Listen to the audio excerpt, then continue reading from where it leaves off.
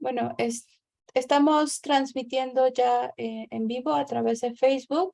Buenas tardes a todas y a todos. Muchas gracias por la espera.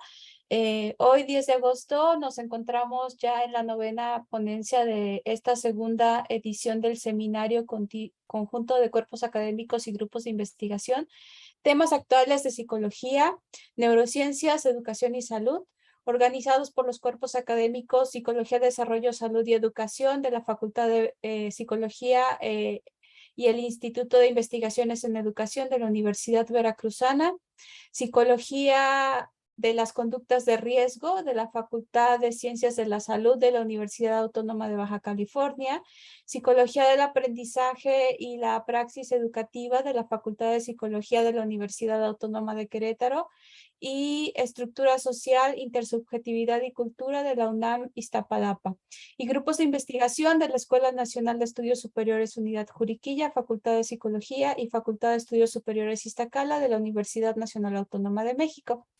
Bien, este seminario se está llevando a cabo de marzo a noviembre del 2020 y cuenta con la participación de 16 ponentes que abordarán diferentes temas de actualidad en psicología, neurociencias, educación y salud.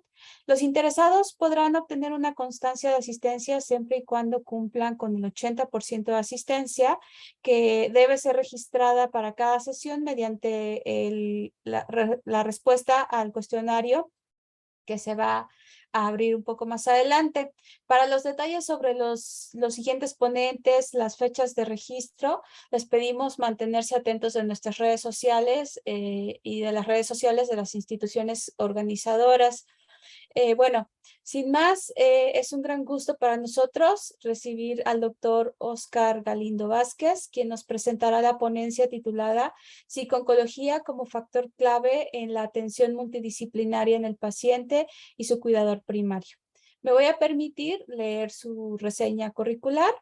El doctor Galindo está adscrito al Servicio de Psico-oncología y es coordinador de la Unidad de Investigación y Desarrollo de la Psico-oncología del Instituto Nacional de Cancerología, INCAN. Es miembro del Sistema Nacional de Investigadores Nivel 1. Participa como tutor de maestría y doctorado en psicología en el doctorado y maestrías de psicología de la Universidad Nacional Autónoma de México. Es miembro de la Sociedad Internacional de Psico-oncología y es parte del comité coordinador del Grupo de Formación de Investigación Psicosocial Oncológica Latinoamericana. Pues bienvenido, doctor. Antes de cederle la palabra, les recuerdo a todo nuestro público que se les invita amablemente a mantenerse atentos a la presentación, mantener por favor sus micrófonos cerrados. Al final de la presentación daremos un espacio para preguntas y respuestas que podrán formular en el chat o levantando la mano para quienes se encuentran dentro de la sesión de Zoom y así poder cederles la palabra. Le pido, doctor, por favor, que dé inicio con su presentación. Perfecto, muy bien. ¿Me avisan cuando ya se pueda ver, por favor?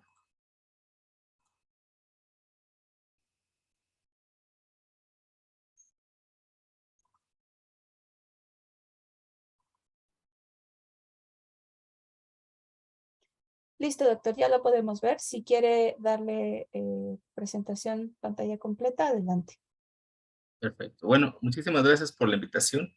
Me presento, yo soy el doctor Oscar Galindo Vázquez, soy adscrito al Servicio de Psico-oncología y Neurología y soy el coordinador de la Unidad de Investigación y Desarrollo en la Psicología del INCAN, que tiene aproximadamente 4 años y medio de que se desarrolló. Y bueno, les hablo un poquito más acerca de lo que hacemos en el INCAN. Principalmente tiene ese es el objetivo y por supuesto establecer redes de colaboración. La verdad es que es muy interesante el esfuerzo que ustedes están haciendo definitivamente. Nuestra labor dentro del Instituto Nacional de Cancerología, inicialmente hay que recordar que está enmarcado en un INSALUD, en un Instituto Nacional de Salud, ¿vale? Entonces, un Instituto Nacional de Salud, en la gran diferencia con los otros hospitales es que el principal objetivo es hacer investigación, el segundo objetivo más importante es generar recursos humanos y el tercero es atención clínica. Entonces, en ese contexto nos ubicamos nosotros en el Instituto Nacional de Cancerología. No sé si en algún caso alguno de ustedes ya lo conozca y si no, bueno, en algún momento los podríamos recibir con mucho gusto. Les comparto que la información que voy a presentar, no tengo ningún conflicto de intereses para poderla presentar en esta presentación.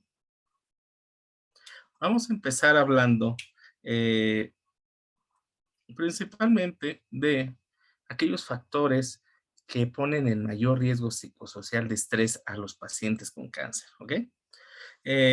Hoy sabemos que el cáncer como tal representa uno de los principales problemas de salud mental y cuando se hace investigación en psico-oncología, como tal tenemos que entender que la psico-oncología es un área en donde no solamente están los psicólogos, sino también los psiquiatras, trabajadores sociales, enfermeras, oncólogos, y que tiene principalmente un objetivo psicosocial y que trabaja desde la prevención y promoción de la salud hasta el final de la vida. Es un aspecto muy importante, por un lado. Por el otro lado, y para entender mejor estas guías de la NSSN, entender cuáles son los principales problemas oncológicos en población mexicana.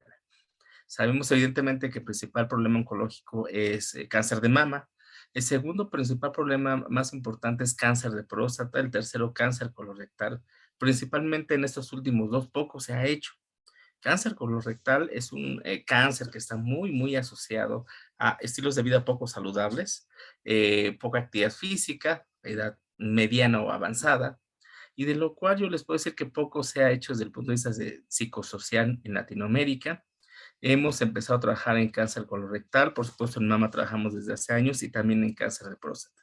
Entonces, planteo esto como un preámbulo para poderlos invitar a hacer lazos de investigación de formación de recursos humanos, principalmente en problemas oncológicos que ya son un verdadero problema de salud pública para la población mexicana y que definitivamente hay mucho que hacer en investigación en psico-oncología.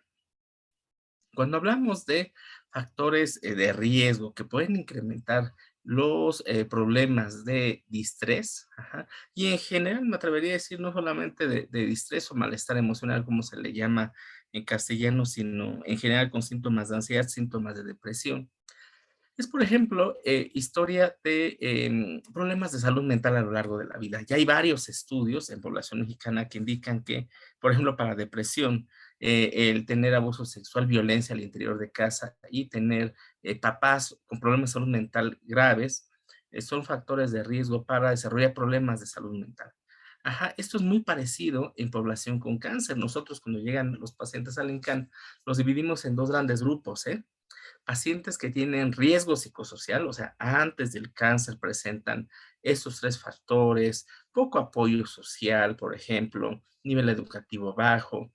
Entonces son personas que ya llegan desde antes del diagnóstico de cáncer con cierta sintomatología. Muchos de ellos ya llegan con problemas de salud mental previos y que cuando se diagnostica el cáncer y se inicia el tratamiento, evidentemente esto lo que sucede es de que se incrementa y se magnifica. ¿Mm?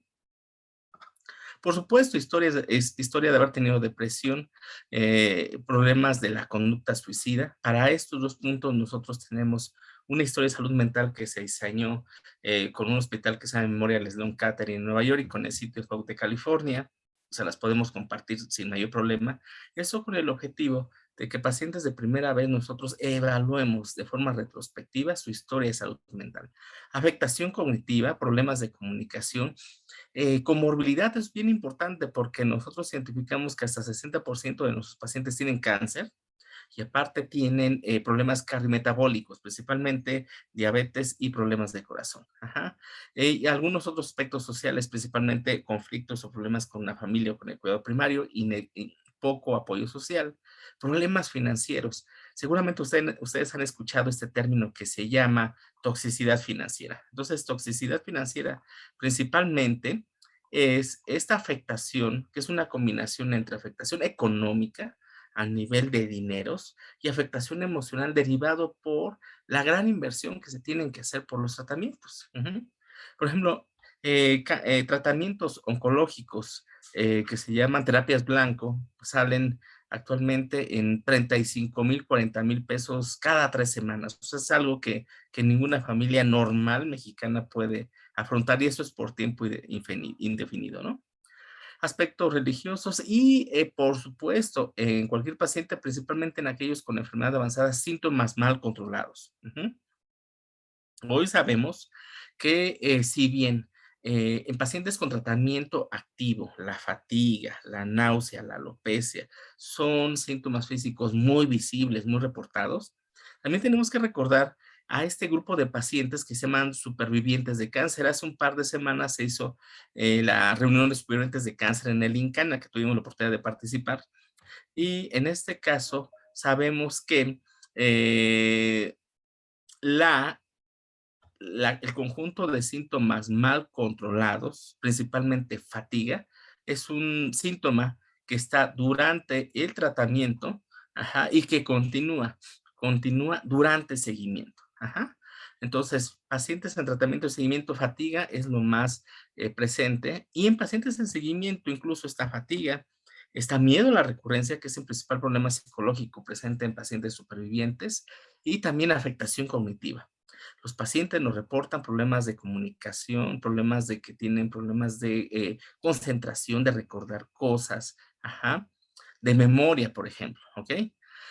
Y esto se cruza con los diferentes periodos de vulnerabilidad, ajá, los diferentes periodos de vulnerabilidad que, pues básicamente los podríamos resumir en 5 grandes periodos, ¿no? Cuando el paciente es diagnosticado, cuando inicia el tratamiento, cuando va a nadir el tratamiento, que es cuando los tratamientos empiezan a tener los efectos secundarios, cuando el paciente no funciona el tratamiento y va a cuidados paliativos, y cuando el paciente empieza la sobrevida. Ajá. Son usualmente los periodos en donde se incrementan los problemas psicológicos. ¿Ok? Y esa parte es muy importante, principalmente porque muchos de nuestros pacientes van a ir a cuidados paliativos. O sea, muchos de los pacientes que vamos a ver continuamente van a terminar en este escenario. Sin olvidar que cuidados paliativos no es equivalente a pacientes terminales ni en agonía. Ujú.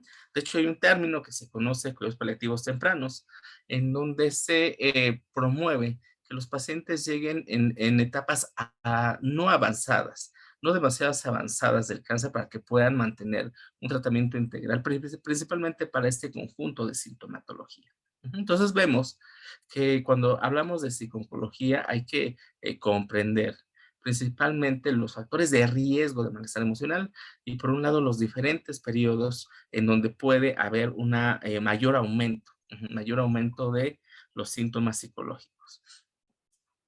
Pero ¿qué perspectiva tienen los psicólogos? Este es un artículo que publicamos recientemente en una revista norteamericana, se los puedo enviar. Y lo que hicimos aquí, para darnos una idea de la perspectiva nacional, es replicar la encuesta que hizo mi colega, el doctor William Peer, que ahorita está, creo que en Miami, creo que está en Massachusetts General Hospital, cuando lo conocí, y él hizo una encuesta preguntándole a los oncólogos, ajá, a los oncólogos médicos, a los cirujanos oncólogos, a los radioterapeutas que ven a los pacientes acerca del malestar emocional en sus pacientes. Eso es un estudio muy interesante que hizo con la Sociedad Americana de Oncología y que nosotros con el apoyo del doctor Samuel Rivera en su momento, replicamos con la Sociedad Mexicana de Oncología.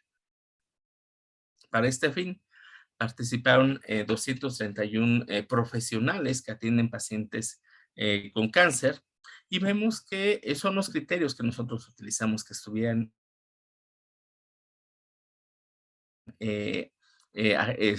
adheridos a la ESMEO, que es la Sociedad Mexicana de Oncología, de estas especialidades que nosotros podemos observar que aceptaban participar, ¿ok? Y se hizo mediante una encuesta en línea para poder evaluar esta perspectiva de los oncólogos, ¿ok? Podemos observar, evidentemente, la mayoría con especialidad o subespecialidad. Ujú. También les preguntamos acerca de con qué frecuencia los pacientes, por ejemplo, le expresan sus preocupaciones sobre los siguientes aspectos. Mm, Hay diferentes aspectos. Por ejemplo, podemos ver que dentro de los más reportados están algunos aspectos relacionados con los problemas de pareja, con los problemas con los hijos, ajá. También son altamente reportados problemas de finanzas que corresponden a este grupo que se llama problemas prácticos, preocupaciones espirituales y también adaptación psicológica a la enfermedad y al tratamiento. Y esto es bien importante porque vamos a ver que todavía hoy en día definitivamente el profesional de la salud dentro del equipo de salud que sigue siendo más respetado, pues es el oncólogo, es el médico, evidentemente. Y el que el médico pueda identificar, vamos a ponerlo así, mediana o adecuadamente los síntomas psicológicos, por un lado, y tener equipo de salud mental en su institución, ayuda muchísimo para que el tiempo en el que se empiezan a presentar los síntomas psicológicos y el paciente llegue a la atención no sea demasiado. También preguntamos algunos aspectos, como a cuál de los siguientes aspectos puede afectar el malestar emocional de sus pacientes. Ajá. Mortalidad, adherencia al tratamiento, calidad de vida, entre otros. Podemos observar que dentro de los más reportados, por ejemplo, está calidad de vida. En calidad de vida, en psico-oncología, en oncología, es una variable importantísima, importantísima. ¿Por qué? Porque después de la sobrevida libre de enfermedad, global, después de la sobrevida libre de enfermedad, el tercer objetivo más importante del equipo de salud en cáncer es, en oncología, es calidad de vida. Ujú. Hay que recordar que la calidad de vida, un reporte del paciente, y que para este caso se recomienda mucho utilizar instrumentos de calidad de vida en cáncer. Si bien hay instrumentos genéricos de la OMS, por ejemplo, en oncología hay dos grupos de instrumentos, los EOR, que es el Grupo Europeo de Cáncer, de Investigación y Tratamiento de Cáncer, y los FACSIC, que es el Grupo Americano de Tratamiento e Investigación en Cáncer, los cuales para mí son los instrumentos definitivamente que tienen mayor validez y confiabilidad. Ajá. Calidad de vida es uno. Otro que también es bastante reportado es afectaciones en los efectos secundarios, severidad de los efectos secundarios.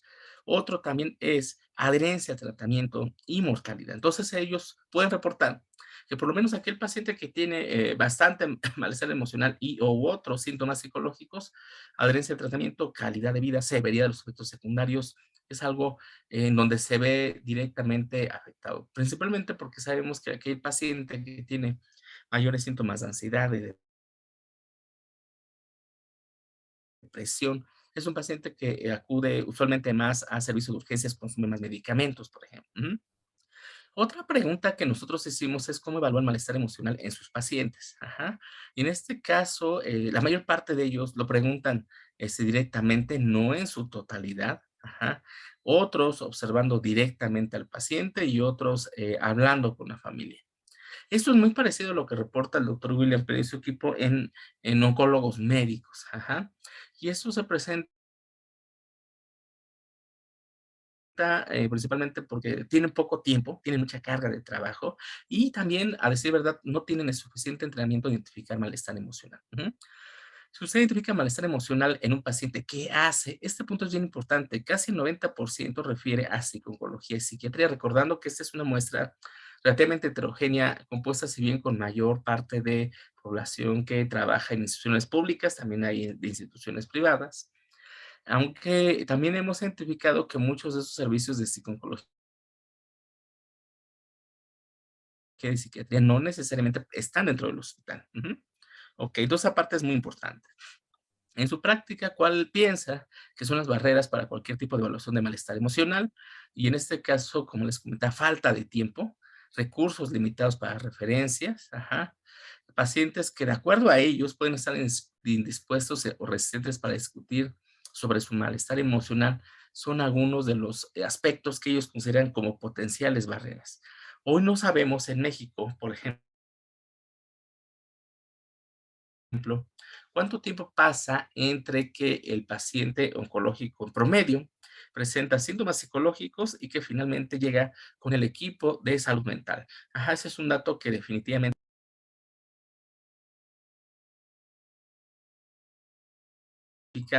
podemos identificar que, a ver, permítanme, ahí está. Ujú.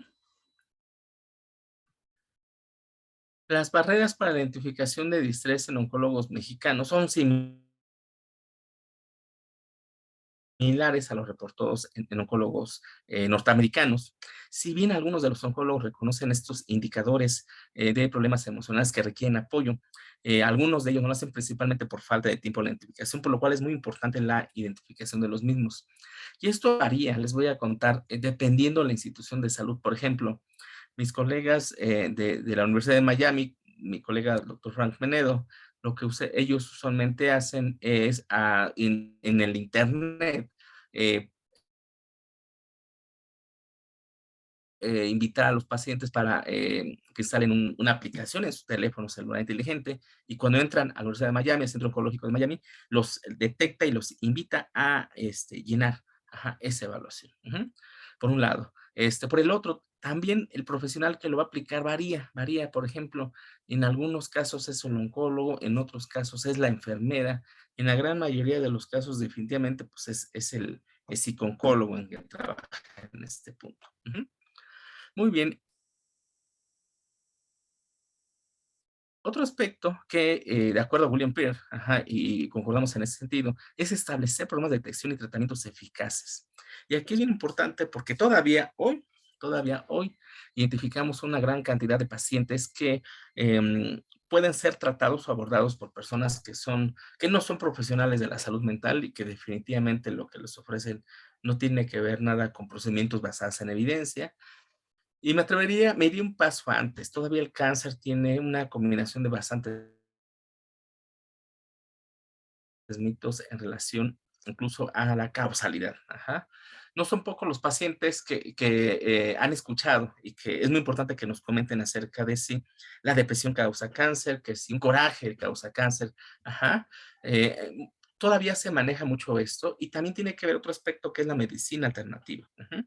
Hay que recordar, hay algo que se llama medicina alternativa y otra cosa, hay otra área que se llama oncología integrativa. Oncología integrativa. La oncología integrativa tiene un valor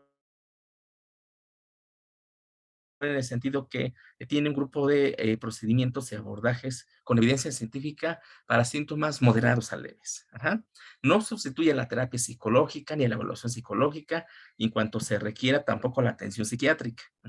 ¿A qué me refiero? Por ejemplo, yoga, en algunos casos leves de ansiedad, acupuntura. Ajá. Entonces, tienen que ver con esos procedimientos que tienen cierto grado de evidencia, pero que no van a sustituir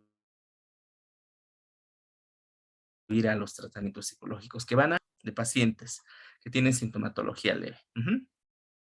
Muy bien. Ahora, nos hicimos la pregunta, evidentemente, de qué pasa en el caso de pacientes mexicanos. Aquí vemos una muestra, no es la única muestra, tenemos y algunas otras, incluso una que tiene que ver durante la pandemia de COVID-19, con 353 pacientes en Centro Nacional de Cancerología, en los cuales evaluamos síntomas de ansiedad y síntomas de depresión con AHATS, con una promedio de edad de 46 años, la mayor parte mujeres, 63%, la mayor parte casados o casadas, la mayor parte tenían hijos, y aquellos que tenían hijos, el mayor porcentaje tenía 2 hijos, ¿ok? La comorbilidad estaba en un 27%, y aquellos que tenían comorbilidad, como ya lo sospechamos, tenían diabetes, hipertensión y hipertensión. Y el nivel de estudios más reportado fue preparatoria con un 30%. Perfecto. Muy bien, ¿qué es lo que pudimos observar? Pudimos observar que en el caso de síntomas de ansiedad y síntomas de depresión, la prevalencia más alta fue de síntomas de depresión leve, la prevalencia más alta de ansiedad fue de moderada, ¿ok? Y eso es importante porque principalmente a niveles moderados ya se pensaría en remitir con un equipo de psiconcología y de la posibilidad de que se pueda ofrecer terapia cognitivo-conductual. Pero si vemos en el extremo derecho de esa figura 1, podemos observar que hasta un 30% de los pacientes reportan síntomas de ansiedad graves, lo cual, de acuerdo a la literatura, estamos hablando de un paciente que es muy probable que sea candidato a confirmación de un trastorno de ansiedad. Y 16% síntomas de depresión, ¿ok? Entonces es un punto importante, principalmente la ansiedad, porque serían aproximadamente 30%, ¿vale? Muy bien. Hicimos algunos análisis de comparación, Por ejemplo, aquí podemos ver análisis de comparación por sintomatología de ansiedad. Entonces, Entonces, hicimos la comparación entre, de acuerdo a los puntos de corte, síntomas de ansiedad leves, por ejemplo, o moderados o graves, comparando, por ejemplo, por edad, por sexo, escolaridad, estado civil, de acuerdo a las variables que ustedes pueden observar. Y, por ejemplo, vemos que, por ejemplo, en el caso de depresión, en el caso del ECOG, el ECOG y el Karnofsky es un índice de funcionalidad. Ajá. Por ejemplo, un Karnofsky de 100 es un paciente totalmente funcional que puede comer por sí solo, bañarse, salir a caminar, incluso ir a consultas y regresar de la consulta a su hogar sin mayor problema de forma individual. Pero conforme este COC va bajando, entonces es un paciente que tiene mayor dependencia. Por ejemplo, estamos hablando de un paciente con un Karnofsky de 60 o de 50, es un paciente sumamente dependiente en labores de higiene de alimentación. Ujú. Entonces, también esto es muy importante porque en ambos índices pudimos identificar que el Karnofsky bajo y un ECOG bajo, usualmente hay una diferencia en cuanto a tener síntomas moderados o graves en cuanto a ansiedad, también comorbilidad, lo cual también es algo esperado. Ujú. Otro de los factores que también nos interesan es la calidad de vida, como yo les comentaba, y en el caso de la calidad de vida, es interesante, es muy importante recordar que la calidad de vida es una evaluación subjetiva en un contexto que va de acuerdo a un sistema de valores y culturales y que tienen una interacción, una relación muy estrecha con objetivos, con expectativas, con estándares, por ejemplo. Y que, por ejemplo, en el caso de la calidad de vida va a depender, bueno, estamos hablando de calidad de vida en salud. Esto, si se lo preguntan tal vez a un urbanista, la calidad de vida, muy probablemente va a hablarnos de si las calles están pavimentadas, de si hay luz, hay alcantarillado. Pero en este caso, la calidad de vida relacionada con la salud tiene que ver principalmente con tres aspectos muy, muy repetitivos, ¿no? Salud física, salud psicológica, nivel de independencia, interacciones sociales y, por supuesto, aspectos medioambientales. Y el último aspecto que es muy importante, que son creencias y valores personales. Ujú.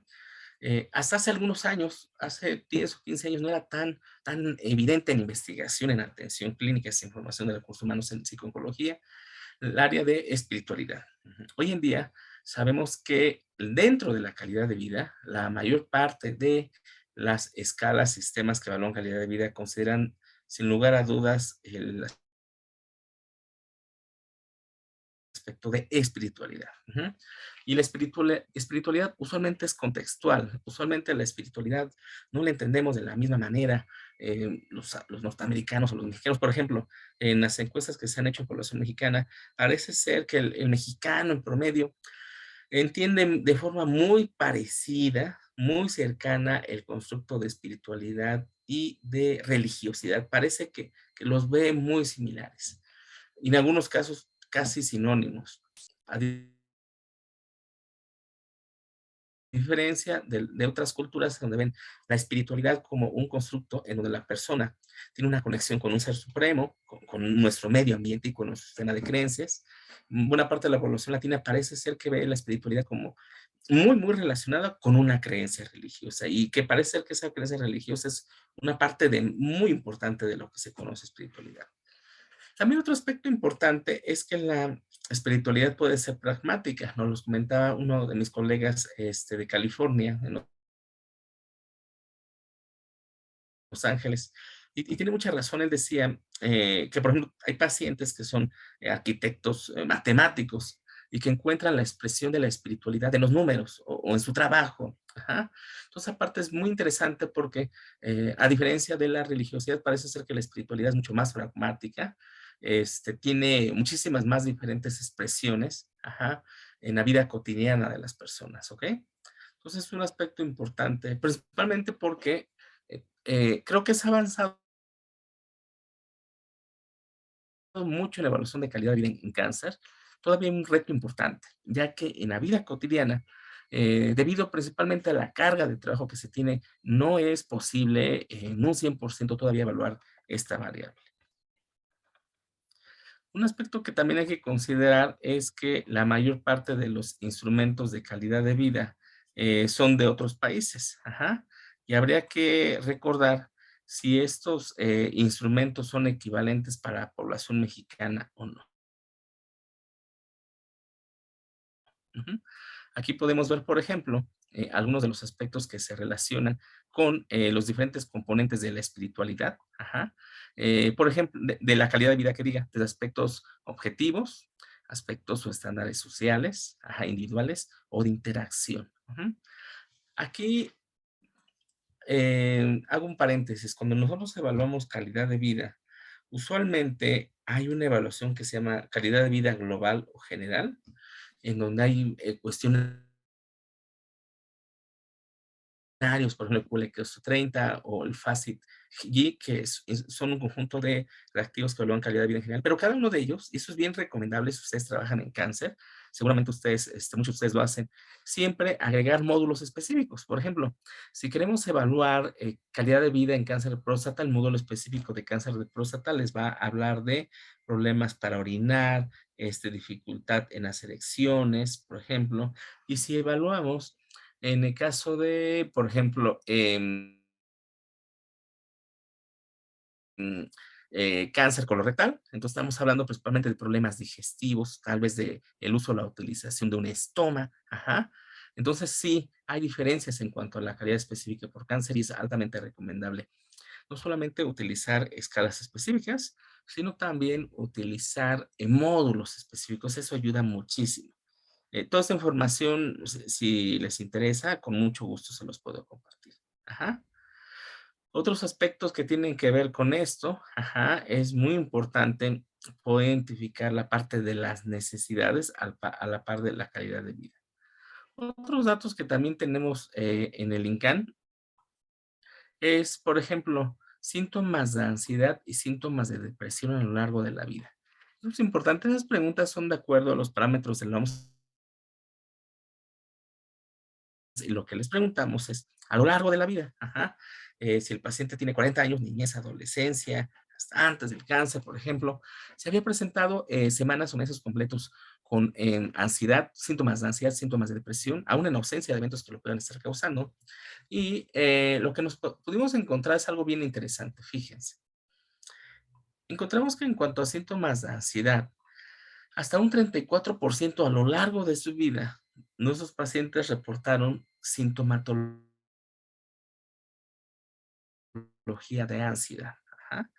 Y cuando hablamos de síntomas de depresión, hasta un 29% reportó síntomas de depresión. Entonces, entre 29 y 34% está en este grupo de pacientes que nosotros los ponemos como en un grupo de pacientes en un color naranja, por decirlo así, de posible riesgo, porque son pacientes que ya tienen antecedentes de problemas de salud mental y que tienen el riesgo de que se exacerben esos problemas durante el tratamiento contra el cáncer y por supuesto que pueda aparecer un cuadro de comorbilidad, ajá, lo cual nos plantea un pronóstico psicosocial menor, ajá, en el sentido que pueda tener problemas de comunicación con el equipo de salud, por citar unos ejemplos. Cuando hablamos de la comunicación, que eso puede ser un tema de otro encuentro que podemos tener, es bien importante. La comunicación es parte del tratamiento. Eh, por ejemplo, luego nos comenta nuestro director, ¿no? Oigan, cuando a mí me felicitan por el trabajo en el INCAN, no me felicitan por qué buenas quimios o radios damos, no, nada de eso. Me felicitan por el trato y la atención que el equipo de salud le da a los pacientes y a sus familiares. Entonces, es un aspecto importante. Problemas de salud mental previos al diagnóstico de cáncer. En cuanto al cuidado primario informal, el cuidado primario informal es un personaje clave en el sistema de salud, clave. Ajá. Y por ejemplo, cuando hablamos del sistema de salud, usualmente cuando los alumnos van empezando su formación, piensan que el sistema de salud son las clínicas, los hospitales de alta especialidad, o el INCAN, o cardio, etcétera. Y en realidad me gusta más la planteamiento del doctor Julio Frank en el sentido de que el sistema de salud más bien debe de ser una respuesta social organizada de toda la sociedad para los problemas de salud que nos aquejan. ¿Por qué lo comento? Porque entonces en este contexto todos tenemos una cierta responsabilidad una cierta responsabilidad de nuestra salud. Ajá. Es un aspecto muy importante. Sus papás, o sea, bueno, no digo mis alumnos, sus papás, sus novias o novios o los vecinos, tendrían un cierto grado de responsabilidad, ajá, por lo menos en comportamientos de autocuidado.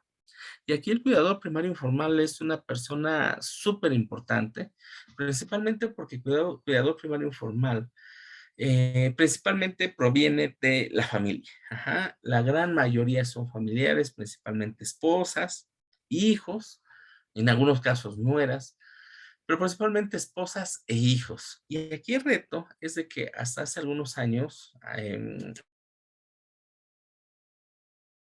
las familias mexicanas todavía eran de, ya no digo de 7 u 8 hijos, ¿no? Tal vez de 3 o 4 hijos, lo cual permitía tal vez en alguno de ellos recaer principalmente ese trabajo de cuidado primario informal, pero conforme va avanzando el tiempo, pues las familias tienen un hijo, 2 hijos, si bien les fue, entonces va a ser más complicado esto. La otra es que todos nosotros tenemos la posibilidad de ser más o menos un 33% de posibilidades de ser cuidador primario. Y nadie nos ha dicho, y nadie nos va a mandar un email, ¿eh? Eso es cierto para avisarnos esto. Principalmente porque estadísticamente hablando nos va a tocar ser un cuidador de nuestra mamá, de nuestro papá, del esposo o la esposa. Seguramente a algunos de ustedes ya les tocó, a mí me ha tocado en varias ocasiones, y es algo para lo que tenemos que estar ciertamente preparados. Ujú. Por ejemplo, el jefe de cáncer de mama, el doctor Enrique Bargallo, que nos ha apoyado muchísimo en el INCAN, lo que dice es bien importante. Dice, a ver, si alguno de ustedes tiene un familiar, un amigo, tal vez no tan cercano, pero que está hospitalizado, tal vez levantar la mano y decir, yo voy un día, medio día a cuidarlo, para apoyarlo, evidentemente, pero también pensando en que en algún momento voy a tener que asumir este cuidado de una persona, un familiar más cercano por más tiempo, ¿no? Entonces, con el objetivo de ciertamente desarrollar habilidades. Principalmente porque el ser un cuidador primario informal va a repercutir en la salud mental de estos, en general en la salud. Ajá. Por ejemplo, podemos ver que aproximadamente un 67% presenta sintomatología depresiva leve, sintomatología severa al 75%, sintomatología ansiosa al 40%, y durante un escenario paliativo esto usualmente aumenta. Ujú.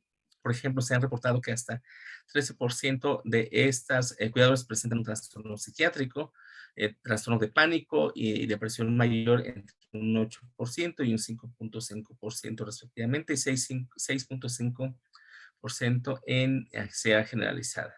En general se sabe que ya en un escenario paliativo hasta un 25% requiere atención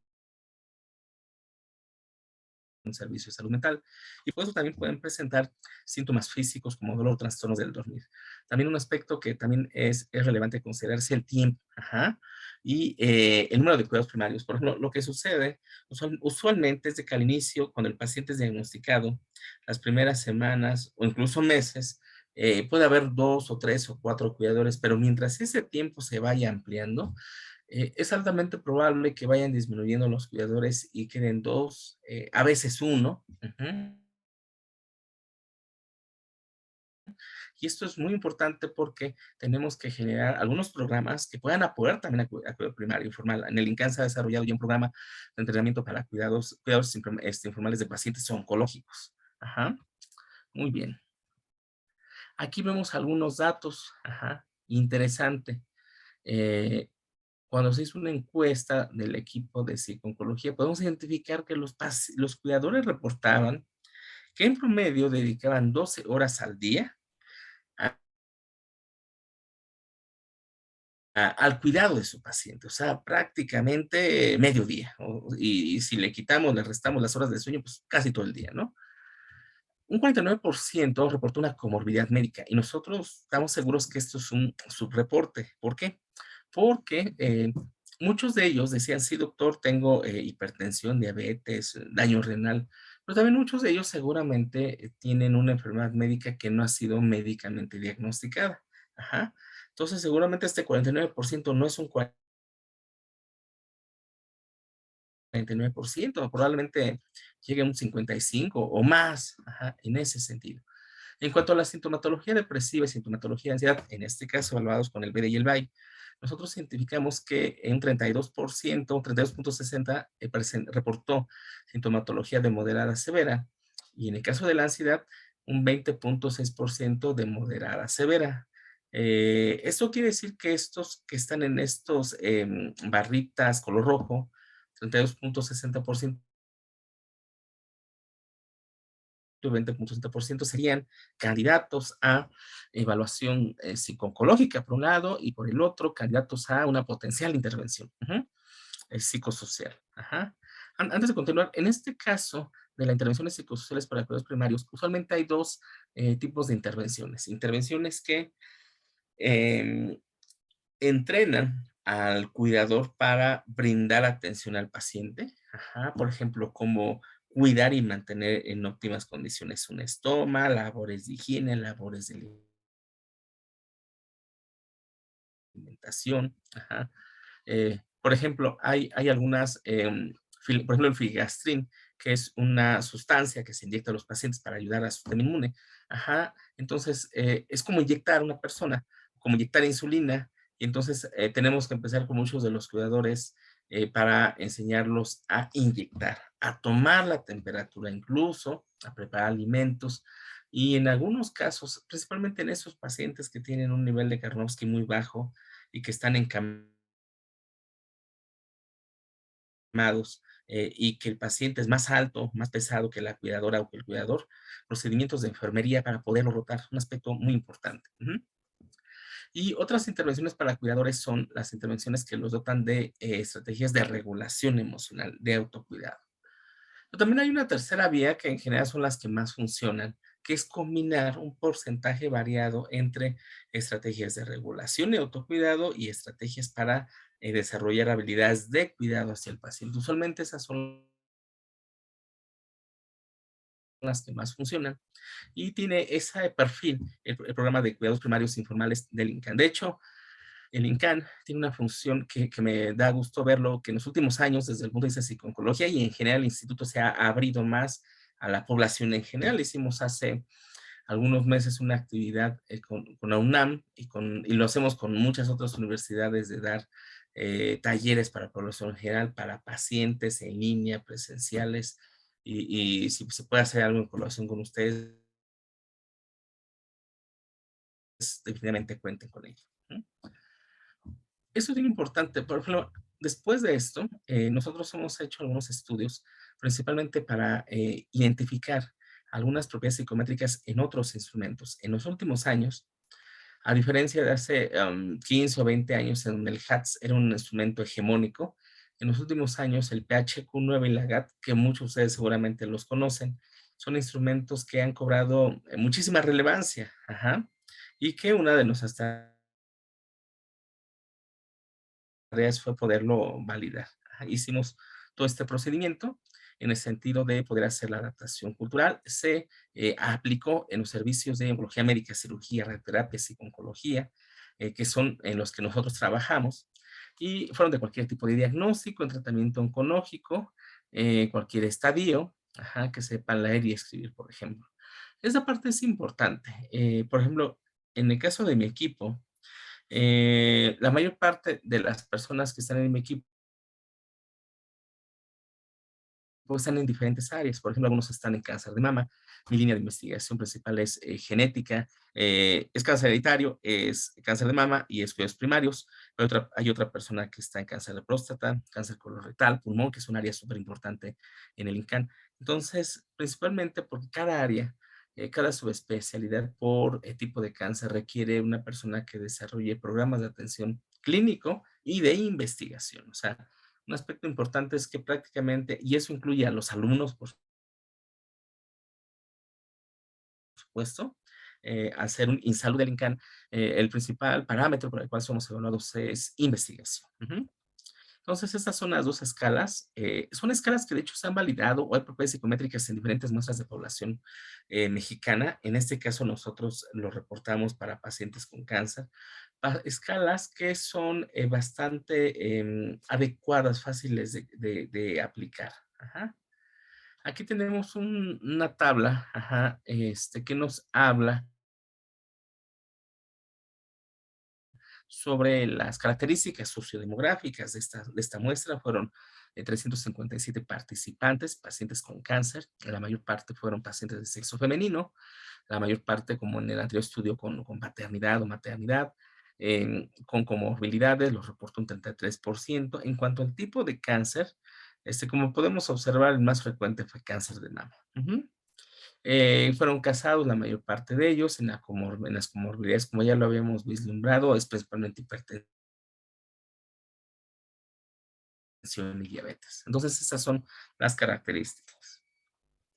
Muy bien, bueno, vemos las propiedades psicométricas. En general, por ejemplo, en este caso del PHQ, son adecuadas. Algo interesante es que, por lo menos en las pruebas que nosotros hicimos en los modelos, parece ser que el modelo de 2 factores, como lo estamos presentando en este momento, es más idóneo.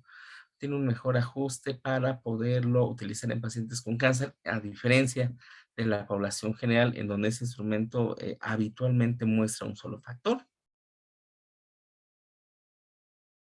Ujú.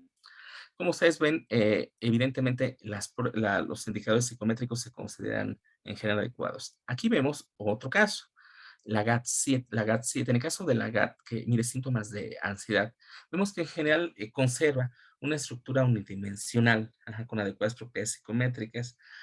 Y eso lo muestro principalmente porque algunos de mis colegas en centros oncológicos me dicen, doctor, utilizo esta escala o esta o esta. Ajá. Yo trato de hacer un balance, un punto intermedio entre dos aspectos. Uno, el primero es que sea válido y confiable, que sea basado en evidencia científica, todo lo que se haga en psiconcología. Y la segunda, que sea definitivamente factible en el escenario en donde se pretende aplicar. Se los comento, por ejemplo, tengo una colega a la que estimo que está en el Centro Oncológico de Oaxaca, y muy interesante lo que me comenta, ¿no? Es, a ver, doctor, es que están esas escalas, pero pues muchos de nuestros pacientes no hablan castellano, son de grupos étnicos, de diferentes poblados alrededor de la capital de Oaxaca, y entonces tenemos que desarrollar algunas alternativas también válidas y confiables para esta población. Un reto, principalmente en nuestra población, que en eso estamos trabajando, que probablemente esta escala o las demás sean válidas y confiables, pero tendremos que desarrollar alternativas. Algunas alternativas son escalas análogas visuales. Desde mi punto de vista, hay algunas de ellas bastante interesantes, no todas. El termómetro de distrés puede ser uno. Hay otras que son los termómetros de distrés, que son una imagen con 5 termómetros, uno de ansiedad, depresión, ira, necesidad de ayuda, algún otro del doctor Alex Maicon de Leicester, con el que estamos trabajando, y esas usualmente se aplican en conjunto con el PHQ-LAGAT o con la HAT para poder identificar una posible validez concurrente, e incluso se recomienda ampliamente que cuando se adapten a la población mexicana se apliquen en conjunto con una entrevista clínica. Ujú. Muy bien.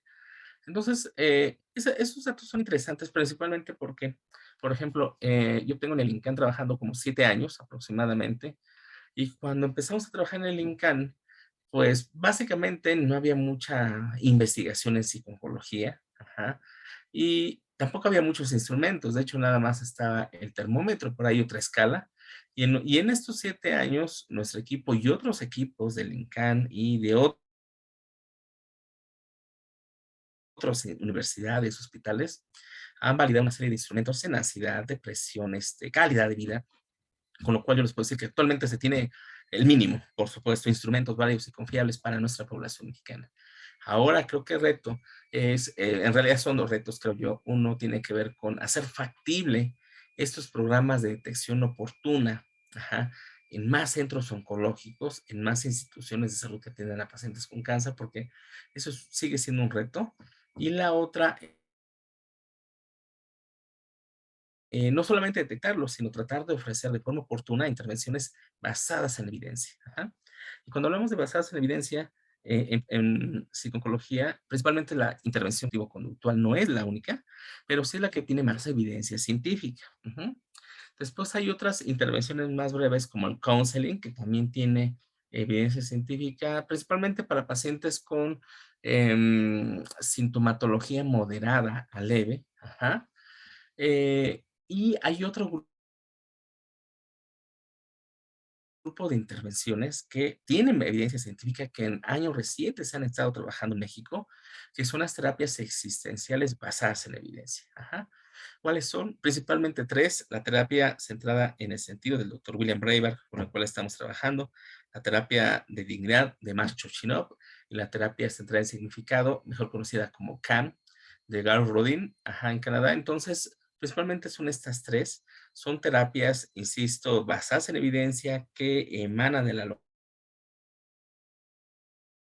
logoterapia y que están diseñadas principalmente para pacientes con cáncer avanzado y que últimamente se han estado adaptando a personas con otro tipo de enfermedades avanzadas. En este caso son de corta duración, 2 o 3 sesiones, y en general tienen el objetivo de hacer un recorrido por los aspectos positivos, benéficos, gratificantes de la vida de las personas. Ajá. Y, por ejemplo, en el caso de la terapia centrada en el sentido de William Braver, es generar un legado. Ujú. Les explico. Entonces, se entrevistan al paciente, le explican claramente que esa entrevista tiene el objetivo de examinar, de recorrer los aspectos positivos de su vida.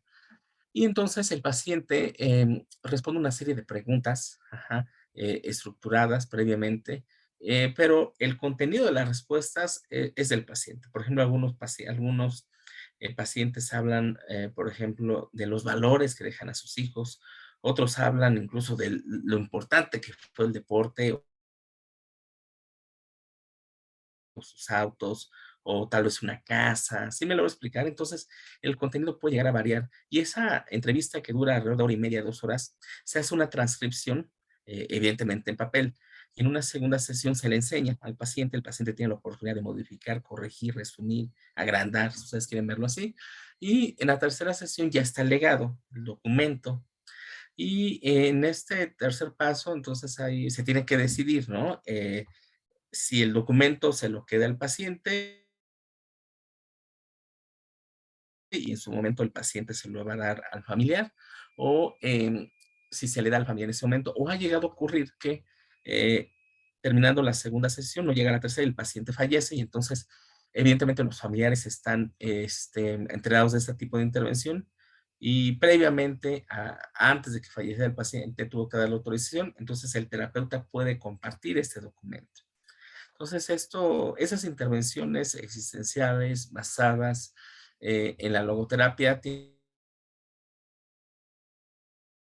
evidencia para malestar emocional, síntomas de depresión y algunos indicadores de calidad de vida. Ujú. Evaluación, un aspecto muy importante. Eso es lo que nosotros usualmente utilizamos, ¿no? El termómetro de malestar emocional. Este es el termómetro que es como el caballito de batalla de las guías del NCCN. Es, como ustedes pueden ver, eh, una escala análoga visual acompañada de una lista de chequeo, una checklist del lado derecho, y que se aplica usualmente como una primera evaluación de tamizaje en nuestros pacientes. Lo importante de esto es que una intervención, que diga, una escala, por más válida, por más confiable que sean, no funciona o su utilidad es limitada si la escala no interacciona con el resto del sistema de salud. Ajá. La escala nos tiene que ayudar para tomar decisiones de salud. Por ejemplo, aquí vemos que un paciente que tiene un nivel 0 o 1 de malestar emocional es un paciente que tiene un nivel mínimo y que se denomina mínimo distrés y que tendría que recibir un cuidado universal, ¿no? Realmente información, atención emocional breve, ajá, líneas de ayuda telefónica, por ejemplo. Ponen el INCAN es algo que se llama un centro comprensivo de cáncer. Ajá.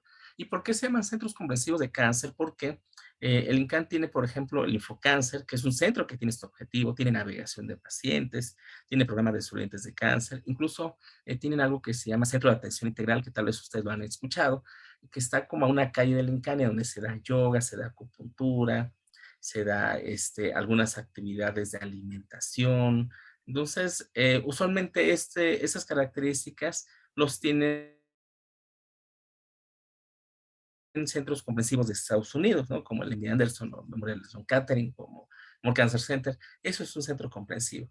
Y afortunadamente permite hacer la interacción entre lo que identificamos con las escalas, lo que identificamos a nivel de sintomatología y lo que puede ofrecer el sistema de salud. Todavía sigue siendo un reto. Esto logra generalizarse en la mayor parte de los centros oncológicos. Y evidentemente, como la sintomatología va aumentando, entonces el nivel de distrés va aumentando y entonces puede pasar a recibir counseling o terapia psicológica estructurada, hasta que finalmente, si el nivel es más alto, usualmente es un distrés severo grave y usualmente son aquellos pacientes que pueden llegar a tener problemas de salud mental a lo largo de la vida. Ajá. Problemas de salud mental, atención psiquiátricas previas. Y estos pacientes de niveles altos en malestar emocional son pacientes que van a tener que ser atendidos por el psicooncólogo y por el psiquiatra. Evidentemente aquí psiquiatría es parte fundamental de la atención. Ajá. Es un aspecto clave. Como todos sabemos, la atención, principalmente de pacientes con trastornos mentales, con problemas de salud mental crónicos, ajá, tiene que ser atendido por un equipo de salud mental. Ujú. Esta es la GAT-7 que yo les comentaba. Ajá. Digo, se los muestro más o menos para darles información acerca de cómo nosotros trabajamos. Por ejemplo, en algunos pacientes que tenemos en el INCAN, en algunos casos aplicamos el PHQ-LAGAT, en otros la HATS. ¿Por qué varía? Porque en algunos casos son protocolos de investigación, en otros casos son atención clínica habitual. Pero yo les puedo decir de que el 90%, 95% de los pacientes, como al ser un instituto de salud, están enrolados en un protocolo y evidentemente se piensa poder hacer análisis de los datos, ¿no? Evidentemente pasa por un consentimiento informado y que cumplan determinados criterios de inclusión. Ese es el PHQ-9, también una escala bastante interesante y que en general, por ejemplo, de acuerdo a la Sociedad Internacional de Psico-Oncología, HQ9 GAT7, la HATS, por ejemplo, si ustedes lo aplican en sus centros oncológicos para este grupo de pacientes, estarían haciendo una práctica basada en evidencia. Y recalco, todavía queda pendiente estos grupos étnicos que sí necesitamos trabajar más para poder hacer llegar programas de salud mental a ellos. Uh-huh. Esto, ya un poco avanzada mi presentación, no me gustaría dejarlo pasar. Habla acerca de la función cognitiva. Ujú. Hay varios estudios, varias publicaciones, esta es solamente una de ellas. Y lo recalco porque cuando yo llegué al INCAN hace algunos años era ciertamente frustrante que muchas de nuestros pacientes, principalmente cáncer de mama, después cáncer de tiroides y próstata, no son los únicos, pero sí principalmente ellos, reportaban problemas de función cognitiva, problemas de atención, problemas de memoria, problemas de concentración, se me olvidaban las cosas cuando iba a un supermercado, se me olvidan las llaves. Y entonces yo no soy neuropsicólogo, evidentemente, y no voy a improvisar. Ajá, y entonces era complicado poder dar la atención adecuada. Ajá. Actualmente tenemos una neuropsicóloga que nos está apoyando en ese sentido y que ayuda principalmente a la detección y en aquellos pacientes que así lo requieran, eh, plantearles un problema de rehabilitación neuropsicológica. Y eso es importante porque está sumamente reportado. De hecho, ustedes lo pueden escuchar como Brain, ajá, en oncología. Esos problemas de función cognitiva que en muchos pacientes se reportan, principalmente aquellos que recibieron quimioterapia y en algunos casos radiación en cráneo, por ejemplo, y que no era reconocido y que era estigmatizado. De hecho, varias veces nos ha pasado que dicen las pacientes o los pacientes que tal vez los familiares les dicen, oye, pero ¿por qué no piensas rápido? ¿Por qué estás como lento si ya no tienes cáncer? ¿Se me explico? Y esto no es solo una cuestión de voluntad, esto se considera una secuela, que en buena parte de los pacientes va a mejorar con el tiempo y en algunos casos sí van a requerir rehabilitación neuropsicológica, pero que muchos de ellas, principalmente pacientes con cáncer de mama, no lo hablan porque han tenido experiencias negativas cuando lo reportan o cuando sus familiares lo identifican y en lugar de ser empáticos, pues responden siendo no empáticos con ella respecto a esta secuela. Y cuando se los preguntamos, sí dicen, doctor, sí, sí, a mí me pasa esto, fíjese que incluso esto puede llegar a ser muy, muy identificable en pacientes con nivel educativo alto y con en una edad entre 30, 45 años, 50, en donde laboralmente son muy activas o activos. ¿Por qué? Porque notan una diferencia en su nivel de rendimiento. Ajá.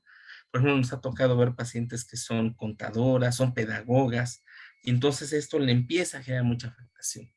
En específico, pacientes que están en seguimiento y que reciben tratamiento de reemplazo hormonal, como la aromacin, en el cual es un tratamiento hormonal que van a tomar definida y que sí se requiere poderlas identificar, ajá, para ofrecerles no solamente la evaluación, sino rehabilitación neuropsicológica si se requiere. Aquí tengo una muestra del instrumento. Voy a leer algunos reactivos. Nos vamos a dar cuenta que puede ser algo significativo en muchos de nuestros pacientes. He tenido dificultad para formar mis pensamientos. He pensado con lentitud. He tenido dificultad para concentrarme. He tenido dificultad para encontrar un lugar con el que estoy familiarizado. He tenido dificultad para recordar dónde pongo las cosas, como mis llaves o mi billetera. O he tenido dificultad para encontrar las palabras adecuadas para expresarme. O he usado la palabra equivocada a referirme a un objeto. Ajá. He tenido dificultad para recordar información nueva, como números de teléfonos o instrucciones sencillas. Entonces, eso es algo que las personas reportan. En un porcentaje importante, esto se ve muy asociado con depresión y ansiedad. Ajá. Y esto lo tiene que evaluar un experto, en este caso neuropsicología. Pero en otros casos, por ejemplo, cuando los síntomas principalmente de ansiedad y depresión no son tan altos y esto se aplica junto con actividades de ejecución como el neuropsic, en neuropsicología, entonces se logra identificar si en verdad sí es una afectación, entonces se le ofrece un plan de rehabilitación. Ajá. Ya yendo en la parte avanzada de la presentación, otra de las variables que para nosotros son sumamente importantes tiene que ver con el afrontamiento, y no es la única, afrontamiento, autoeficacia, solución de problemas son variables psicológicas que pueden verse modificadas afortunadamente por intervención psicológica y desarrollar habilidades para los pacientes. También, y es bien importante recordarlo, yo le digo, por ejemplo, a mis alumnos cuando plantean casos clínicos que muchos de los pacientes en realidad sí tienen habilidades conservadas, ¿eh? Algunos de los pacientes no van a requerir nunca ir con el psicólogo. Muchos de los pacientes van a tener habilidades conservadas. Ajá. Incluso un estilo de afrontamiento dirigido al problema, en donde son pacientes que ven, y me atrevo a decir que son bastantes los que ven de esa manera la enfermedad, ven la enfermedad como un reto, luchan contra ella, tratan de tener una actitud positiva, y eso es muy importante porque esto se correlaciona con una mejor comunicación con el equipo de salud, una mejor adherencia, una mejor calidad de vida, ¿ok? A diferencia de aquellos pacientes que tienen un afrontamiento dirigido a la emoción. Ajá. Y en este caso, estos pacientes usualmente tienen un estilo de afrontamiento de desamparo, de desesperanza, ajá, de evitación, expresado, por ejemplo, como creo que no hay nada que yo pueda hacer para ayudarme, en realidad yo no creo que tenga cáncer, y esto nos lleva a la posibilidad de que pues tenga menor adherencia al tratamiento, tenga mayores síntomas de ansiedad, mayores síntomas de depresión, ¿ok? Y estos últimos tenemos que identificarlos de forma oportuna para poder trabajar en elicitar estilos de afrontamiento más activos positivos. A diferencia probablemente de pacientes que tengan una enfermedad avanzada, en donde tal vez la opción más viable sea un estilo de afrontamiento de aceptación y compromiso, dado que es posible que el tratamiento no tenga las mismas posibilidades de éxito en un futuro cercano.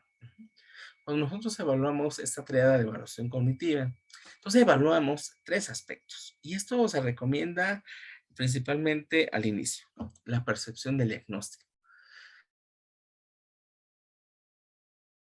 que responde a preguntas como ¿qué significado tiene para usted esta enfermedad? Sensación de control sobre la situación, que responde a preguntas como qué puede hacerse frente a la enfermedad y se puede controlar.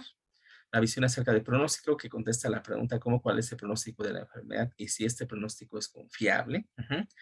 Y eso es importante, ¿por qué? Ajá. Eh, Al inicio, no siempre el paciente va a tener toda la información. Aquí es bien importante. Nosotros somos partícipes de que un paciente y un familiar mejor informados es un paciente y un familiar que tiene menos ansiedad, menos preocupación, que les podemos ofrecer un mejor servicio. Pero también quien nos va dando en la velocidad y la cantidad de información que requiere es el paciente. Ajá, definitivamente. Porque hay pacientes que nos dicen, doctor, le preguntamos a usted, ¿qué es lo que quiere saber? ¿Qué tanto quiere saber en este momento, en este día sobre su enfermedad? Algunos de ellos me dicen, doctor, he investigado esto en el internet, quiero saber qué es el estadio, cuál es mi estadio, tengo algunos otros órganos con metástasis, pacientes que han buscado mucha información, hasta pacientes que dicen, doctor, yo no quiero saber nada el día de hoy, o nada más quiero saber qué tipo de cáncer y mi tratamiento, nada más. ¿Ah? Es respetable, aunque el objetivo es elicitar que gradualmente, poco a poco, vayan teniendo más información, ya que usualmente un vacío de información está relacionado con una menor adherencia al tratamiento, por un lado. Y por el otro, hablando de información, de comunicación también con los familiares. Probablemente ustedes han escuchado de esto que se llama conspiración de silencio. Ajá. Probablemente no lo han escuchado por ese nombre, pero lo han escuchado en otros ejemplos a lo largo de su vida. Pues probablemente es cuando los familiares tienen miedo, un miedo lógico. Cuando tenemos un familiar cercano con una enfermedad, tenemos miedo en varios momentos. Es de humanos tener esa situación. Entonces, algunos de los familiares, antes de la consulta, que pasan con nosotros y nos dicen, pues estamos con los oncólogos, y dicen al oncólogo, doctor, no le diga nada a mi papá que tiene metástasis, que tiene cáncer, porque si dice que tiene cáncer, se va a venir abajo, ¿no? Entonces, usualmente, el problema de esto es de que si hay problemas de comunicación antes del cáncer, usualmente esos problemas de comunicación se van a exacerbar. Ujú. Entonces, esto es interesante principalmente porque cuando sucede esto y le preguntamos finalmente al paciente, la mayor parte de las veces el paciente tiene una información adecuada o suficiente de qué es lo que está pasando. Ajá. Entonces es un aspecto interesante, principalmente porque también tenemos que trabajar con los familiares. ¿Ok? Y en esta parte ya un poco más final de la presentación, ajá, bueno, también eh, plantear, ¿no? Esta parte de en qué condiciones se encuentra la psiconcología. Hay una organización internacional de psiconcología a la cual pertenecemos nosotros. Desde mi punto de vista, evidentemente, Latinoamérica no va tan avanzado como países, Estados Unidos, Canadá, Australia, Holanda, ya sabemos cuáles, pero concuerdo con mi colega, la doctora Tania Stape, la presidenta de la Sociedad Española de Psicología, que creo que un aspecto de Iberoamérica, Latinoamérica, es poder trabajar en conjunto, en redes de colaboración, mostrar a los otros países qué es lo que se está haciendo de psiconcología. Desde mi particular punto de vista, la verdad es de que la investigación que se ha hecho, por lo menos en mi equipo del INCAN, ha sido bien recibida, bien acogida. Tenemos bastantes colaboraciones,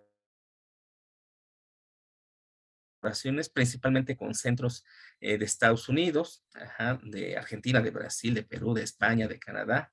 Y esto nos ha ayudado a no trabajar aislados. Hoy se sabe que las instituciones que en un futuro están llamadas a ser instituciones de renombre a nivel internacional en educación tienen dos características.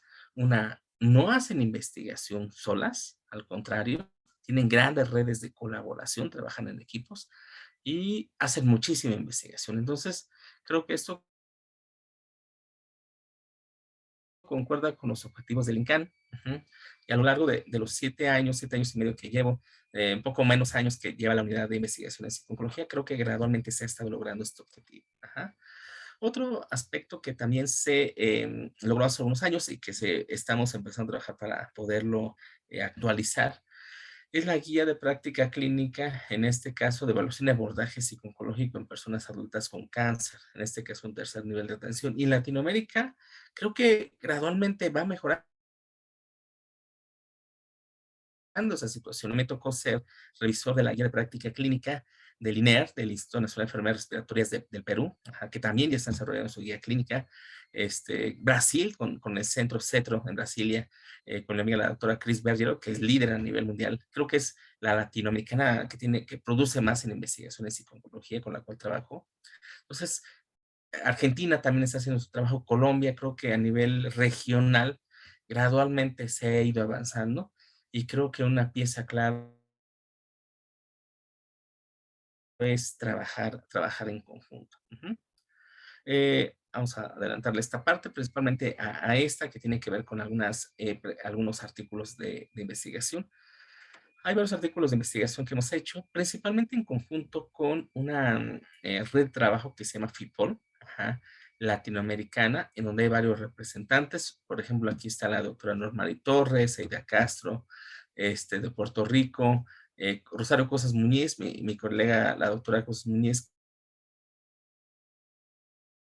que trabaja en el Centro de Minorías de Memoria de León Catrín, para darles una dimensión, todos los años, el 1 y el 2, o el 2 y el 1 de los mejores centros de cáncer de Estados Unidos, es MD Anderson y es Memorial Sloan Kettering, con los que trabajamos. Entonces, esto ayuda muchísimo porque podemos hacer investigación multicéntrica, ¿no? Otro aspecto que también es importante es, pues, esta a la vez necesidad, coyuntura y que terminó siendo una oportunidad, que fue la pandemia, para hacer actividades virtuales como las de la tarde del día de hoy, que agradezco la invitación. Aquí, por ejemplo, está la parte de FIPOL. Ajá. Pueden meterse a la web y consultarlos. Ahí está cómo trabaja FIPOL. Principalmente es una red de investigación. Principalmente es una red de investigación en donde hay varios colaboradores. Actualmente ya se agregó la Sociedad Española de Psiconcología con la doctora Tania Stape. Y eso es importante porque ya no se ve la psiconcología a nivel Latinoamérica como algo aislado, ¿no? Y que eso no nos hace bien, principalmente para hacer investigación. Eso nos ha fortalecido en el área bueno, gratamente creo que los resultados se han dado de forma paulatina. Ujú. Y por supuesto también algunos webinars del Instituto Nacional de Cancerología. De hecho, estamos haciendo casi cada 5 o 6 semanas, dependiendo de el día que se conmemore al mes correspondiente. Por ejemplo, ya se hizo el de pacientes con cáncer hereditario, también se hizo la del cáncer colorectal, derivado del Día Mundial del Cerebro. Hace unas semanas se hizo sobre afectación cognitiva con la maestra Astrid Romero y con mi colega, la doctora Dinis Pergolisi de Barcelona. Entonces, esto es una actividad que se hace para pacientes. Estas últimas está dirigido principalmente para pacientes de forma gratuita, y las primeras que les describí principalmente son de adiestramiento y de investigación. Ajá. Entonces, vamos, en Latinoamérica se han establecido algunas guías clínicas que brindan recomendaciones, principalmente para tercer nivel de atención. Creo que en ese sentido son trabajos válidos y confiables. Creo que hay todavía muchas necesidades en salud mental en pacientes oncológicos, pero principalmente también un aspecto importante es que creo que esta colaboración que se ha hecho con nuestros otros centros oncológicos y universidades de México y de Latinoamérica y Iberoamérica ha ayudado muchísimo. Y por supuesto, apuntalados por las colaboraciones con institutos y centros hospitalarios de cáncer en Estados Unidos, por supuesto que ayuda bastante. ¿Mm? ¿Cuál es el mensaje final? Bueno, el mensaje final es de colaboración. Ajá.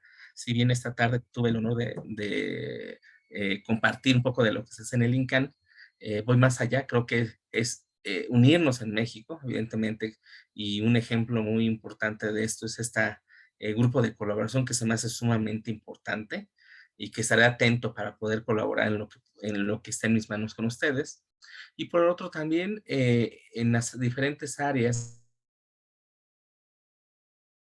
de la psicología, colaborar con diferentes centros a nivel regional, ajá, en Latinoamérica, Iberoamérica y por supuesto con el resto del mundo. Agradezco a mis colegas, no solamente nacionales e internacionales, ya que muchos de esos resultados no son resultados de una sola persona, sino de un grupo de colaboradores. Faltan algunos seguramente aquí por mencionar, nacionales e internacionales que sin duda, ¿no? Son punta de lanza para que la investigación en psicología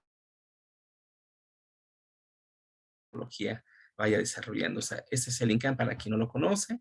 Ese es el Instituto Nacional de Cancerología. Es un honor trabajar en él y es un gusto haber estado con ustedes esos minutos. Y vamos, cualquier otra pregunta, y se los comento de forma totalmente abierta. Si nos organizamos más adelante, podemos hacer una actividad con el INCAN o que nos puedan visitar, lo que gusten, estaría fabuloso. Por mi parte sería todo. Y vamos, si hubiera alguna pregunta, con todo gusto lo pudiéramos comentar.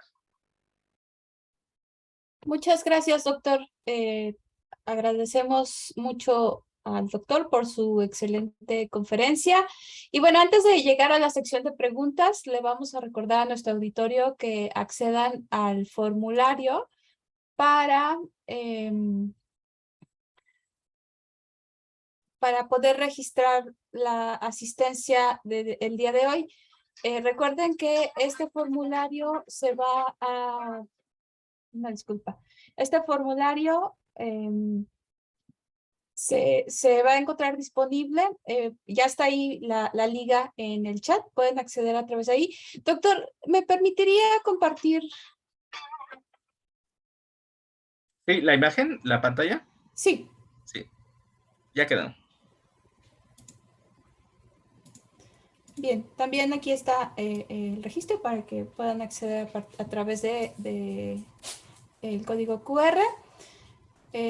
Recuerden que al registrar su asistencia se les va a solicitar una clave. La clave del día de hoy es cuidador. Bien, pues ahora daremos inicio a la sesión de preguntas. Tenemos un buen número de preguntas para usted, doctor. Así que me voy a permitir leer. No sé si nos dé tiempo de revisar todas, pero bueno, por lo menos algunas de las preguntas. Sandra Cerezo nos dice, ¿cuáles estrategias se proponen para disminuir las barreras del tratamiento en salud mental en pacientes con cáncer en nuestro país? Es una buena pregunta y creo que se tiene que particularizar de acuerdo a la institución de salud. Ajá, definitivamente. Como lo comentaba, tiene que ser algo basado en evidencia. Y esto parece redundante, ¿no? Como que decirlo basado en evidencia, pues, es lógico para muchos investigadores. Pero la realidad clínica nos dice que todavía hay instituciones que no están totalmente actualizadas en ese sentido, ¿ok? Entonces tienen que ser procedimientos basados en evidencia de identificación y de intervención, por un lado, y por el otro, la factibilidad. Ajá. Por ejemplo, algunos centros oncológicos no tienen psicólogos o psiconcólogos como tal. Ajá. Entonces, algo que ha ayudado es poder hacer intervenciones en línea, grupales, y hay que tener cuidado, principalmente porque en grupales hay criterios específicos para poderlos incluir. La otra es algunas como agrupaciones de pacientes ajá, adecuadamente asesorados, ¿ok?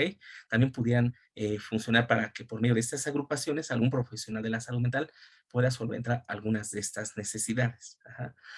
Un problema, y lo llamo como tal problema que teníamos hace años y que yo me atrevo a decir que ha disminuido muchísimo, es la aceptación del equipo médico. Ajá.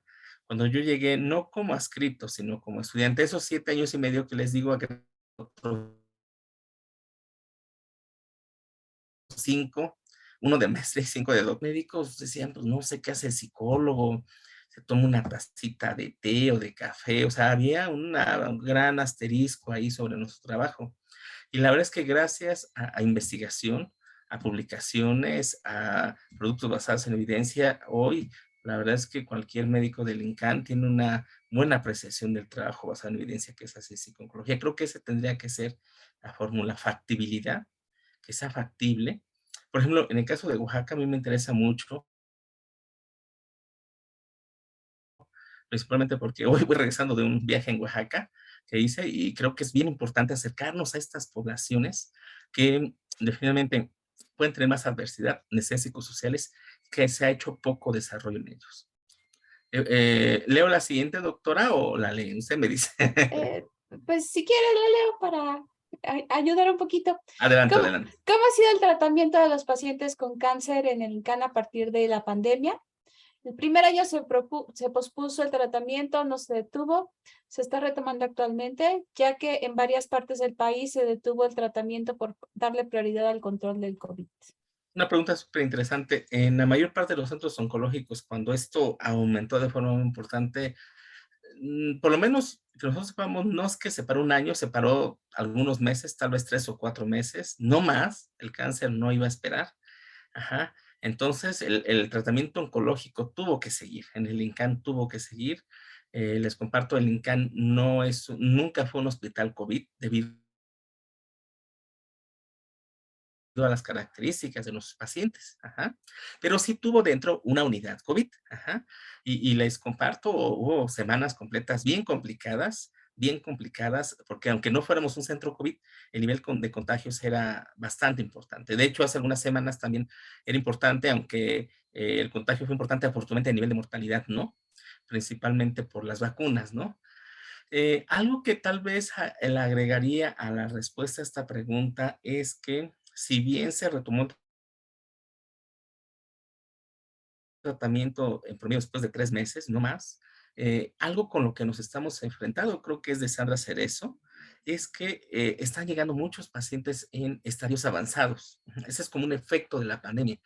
Muchas personas que empezaron a tener lesiones, síntomas potenciales de cáncer, retrasaron su acceso al sistema de salud por esta reconversión que hubo, por problemas económicos, por miedo al contagio.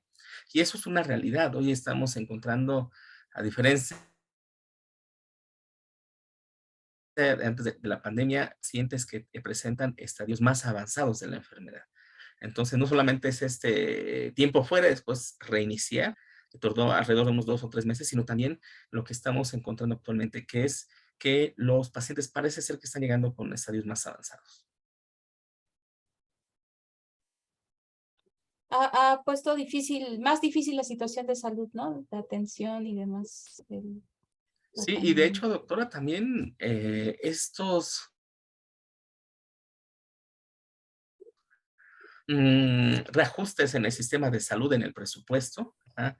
Yo espero que se vayan viendo los resultados más constatables a lo largo de los próximos meses, pero sí también si a eso le agregan estos reajustes que ha habido al sistema de salud, creo que eso es algo más que ha afectado. Sí. Bien, Karina nos pregunta, ¿cómo o qué tratamiento sugiere para los pacientes con trastorno del sueño? Ok, en el caso de los trastornos de sueño, creo que aquí serían tres aspectos. Uno, el trastorno del sueño sí tendría que ser una evaluación multidisciplinaria. Ajá. Porque al igual que la fatiga, un trastorno del sueño puede ser el reflejo de una condición médica o psicológica, una combinación de ambas. Entonces, sí se recomienda que le pueda informar el paciente a su médico oncólogo. Incluso poderlo derivar tal vez en primera instancia con un internista si fuera necesario para poderlo evaluar. Desde el punto de vista psicológico, habría que ver cómo se evalúa. Ujú. En el caso de nosotros, la escala que utilizamos es de calidad de sueño, que es la escala de Pittsburgh. Ajá. Esta escala nos da parámetros de calidad de sueño y la intervención psicológica más habitual sería la intervención cognitivo-conductual.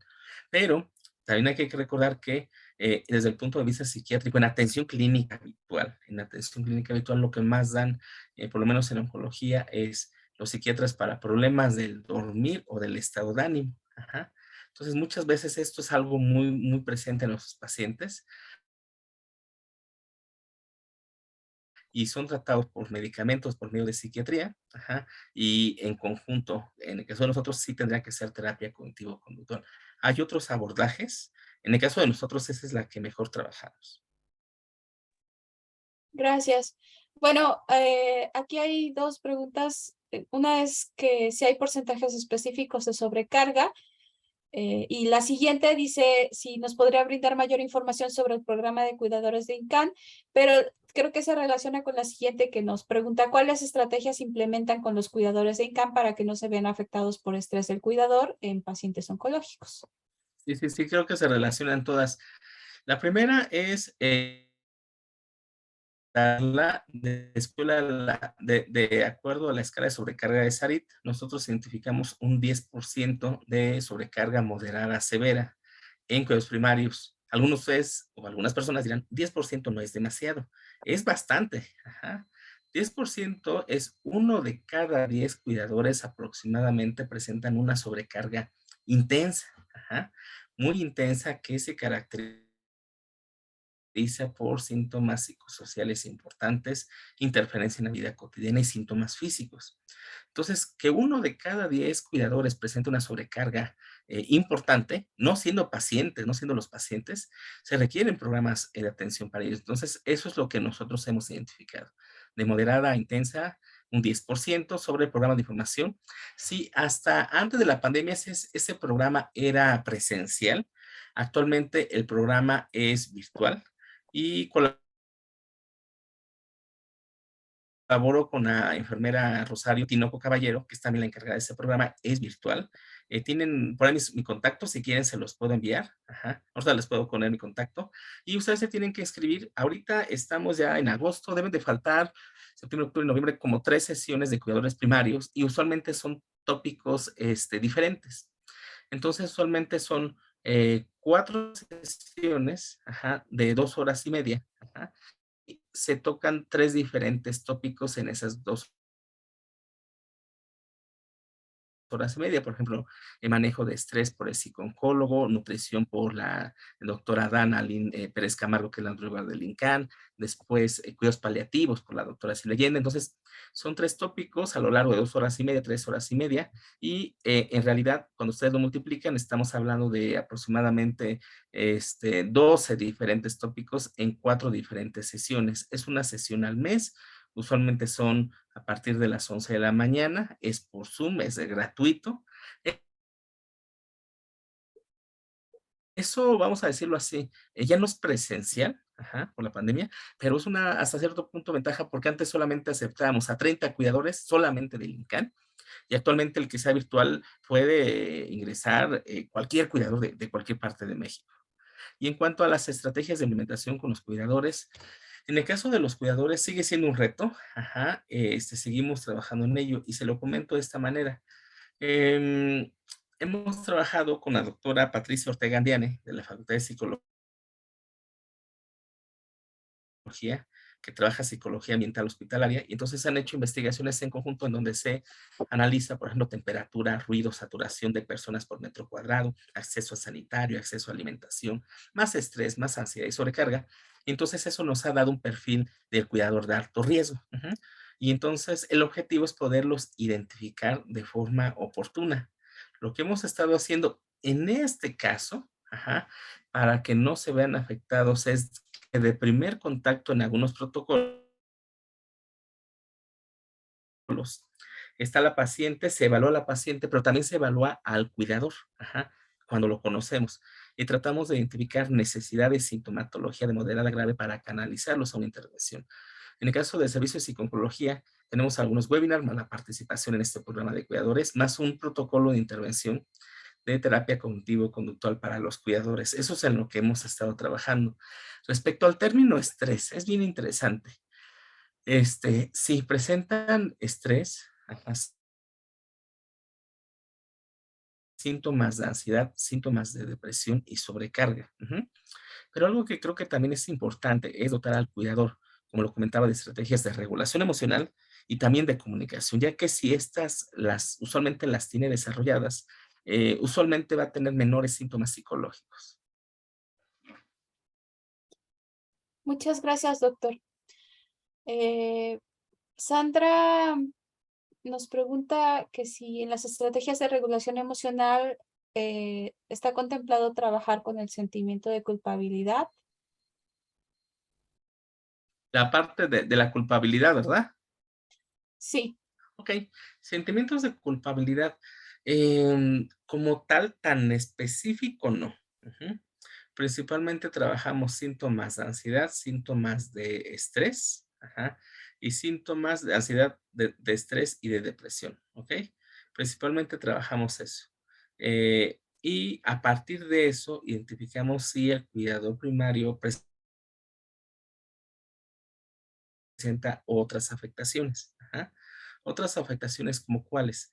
Hay algunas afectaciones, por ejemplo, que tienen que ver con cuidadores primarios que empiezan a dejar de cuidar a su paciente, ¿ok? Y esas afectaciones son muy importantes porque se le denomina claudicación. Es lo que nosotros no queremos. Entonces, principalmente nos dirigimos a la regulación emocional de esos tres aspectos. También les comparto, hay algunos otros cuidadores primarios y pacientes que nos dicen, doctor, mi principal problema que me causa estrés o depresión no es el cáncer, es que tengo algún familiar con adicciones a violencia en casa. ¿Sí me logro explicar? Entonces, son factores psicosociales que pueden ir más allá de la atención psicológica. Hay que recordar de que si se presenta ahí es importante poder hacer la interconsulta, ajá, con algún servicio de salud mental de la localidad del paciente o del cuidado primario. Ajá. Usualmente no atendemos esas cuestiones, Bien, también Sandra sino pregunta, usualmente, principalmente por los tiempos y la necesidad de atención. Sí. oh, perdón, creo que estamos un poco desfasados en el sonido. Eh, Le decía que Sandra pregunta si el PHQ-9 solo está indicado para pacientes con cáncer. Ok, voy a responder la del PHQ. No, no, de hecho, el PHQ se desarrolló no solamente para pacientes con cáncer, lo indicado, de hecho, se desarrolló para la población general. En varias partes de México está validado en población general. Nosotros lo validamos para pacientes con cáncer y el GAT también para pacientes con cáncer, principalmente para identificar los puntos de corte y las propiedades psicométricas. De hecho, había otra persona que preguntaba acerca de los indicadores de ajuste, creo que del PHQ o de la GAT. Sí, en realidad no es una pregunta y le iba a hacer adelante porque tiene esta persona otro comentario. Dice que no ve los indicadores de bondad de Ajá. ajuste de sus modelos y que, bueno, dice que la vivencia del Sí, sí, sí. cáncer. De hecho, las propiedades, Adelante, doctor. ok, sí, los indicadores evidentemente vienen en el artículo, pero se los puedo compartir, Claro. ese sin mayor problema. Ah, ok. Sí, yo creo Mencionas, que sería adecuado que si usted tiene posibilidad, pudiera compartir los artículos, que seguramente estarán los datos completos. Es difícil dar este tipo de detalles en una presentación que está diseñada para un público general. Eh, Esta misma persona, Hugo Tirado, nos menciona que la vivencia del ay, cáncer dejará niveles altos de estrés. Eso implicará fallas psicológicas básicas en la atención y alerta. Asimismo, la ansiedad y depresión traen consecuencias similares, fallas cognitivas, atención y memoria. Cáncer como un trastorno de estrés postraumático. ok, algunos pacientes sí presentan síntomas de estrés postraumático. Eso es bien importante también recordarlo. Y aquí agregaría algo, también para no dejar el mensaje como de una connotación negativa o totalmente de adversidad. También hay un término que estamos utilizando que se llama crecimiento postraumático. ¿Qué quiere decir? Esto es bien interesante. En bastantes de nuestros sobrevivientes de cáncer y a nivel internacional se ha identificado que el haber tenido cáncer y haberlo superado, em, después de esto, muchas personas que han tenido cáncer plantean nuevos objetivos de vida. Ajá. Plantean nuevos objetivos, plantean nuevos valores, nuevos planes de vida. Ajá. Se fortalecen posterior a este evento de salud. Y entonces a esto se le llama crecimiento postraumático. Entonces esto lo comento como para poderle dar las dos caras de la moneda, ¿no? Si hay pacientes que presentan estrés postraumático, quizá como trastorno no es tan frecuente como depresión o ansiedad, pero sí se ha presentado en no más de 5% de ellos como trastorno, como síntoma es mayor. Pero también, hablando de este constructo, agregar que también hay un constructo que se llama crecimiento postraumático y que es implicación de los objetivos, valores, planes de vida posterior al tratamiento. Qué término tan interesante. En lo particular no lo había escuchado y cobra mucho sentido, ¿no? en esta visión de lo que sigue después de sobrevivir al cáncer. Muchas gracias. Bueno, Sandra dice muchas gracias, lo felicito por su trabajo. Muchísimas gracias. Veo inclusividad, creo que esto se refiere más al evento. Muchas gracias por la reflexión sobre la alta probabilidad de ser cuidador en algún momento de la vida. Desde la psicología en el campo de la salud, ¿qué conductas son las mejores candidatas para ser prevenidas y así reducir la probabilidad de cáncer? ¿Qué conductas deberían de promoverse para este mismo fin? Este es un comentario de Javier Ríos. Una pregunta bien interesante, Javier. Ok, muy bien. De todos los cánceres, entre 5 y 10% máximo, máximo 5 y 10% son cánceres hereditarios. Eso quiere decir que fueron cánceres asociados con una mutación genética, BRCA1, BRCA2, síndrome de Lynch. Ajá. Y entonces esos son principalmente en familias en donde hay varios casos de cánceres, pero muy específicos.